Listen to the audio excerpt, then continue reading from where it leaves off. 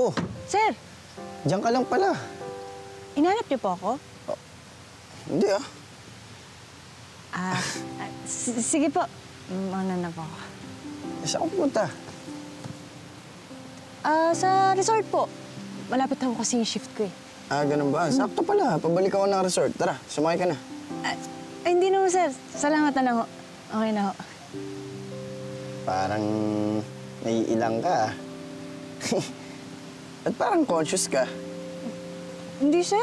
Hindi po. Hindi pala. Tara, sakay.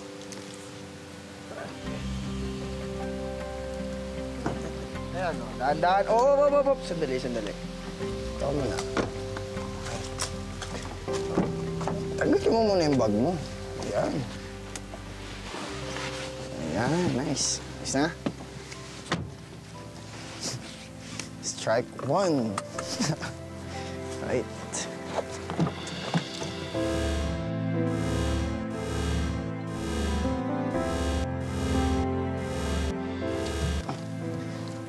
Bawal sumimangot, Bawal sumimangot. Gusto ko lagi na nakangiti. Oo nga yan. Nakakangiti na ako.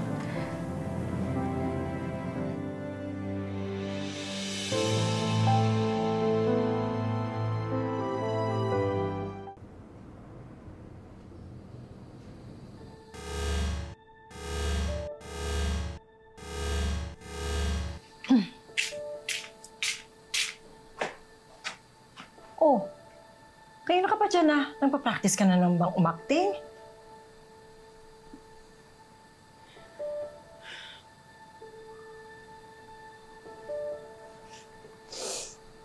Bakit ganun, Nay? Maganda naman ako. Bakit lahat ng mga gusto ko napupunta sa iba?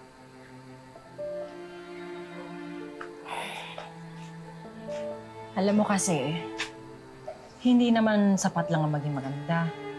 Kailangan, marunong ka rin dumiskarte. Paano naman ako didiskarte, Nay?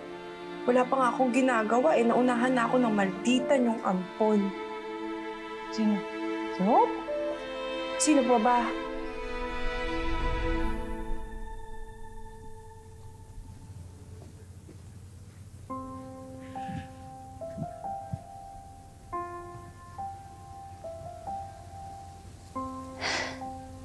Sir, bakit niyo naisipang dumaan dito? Pwede bang wag mo na akong iho at iser? Magkaedad lang tayo. Ho ka ng ho. Boss ko pa rin naman ho kayo. Ano po ba ginagawa natin dito?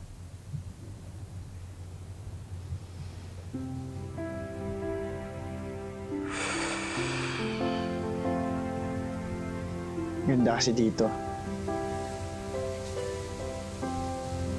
Hinanamnam ko lang yung ganda ng view. Nakaka-relax. Napaka-peaceful.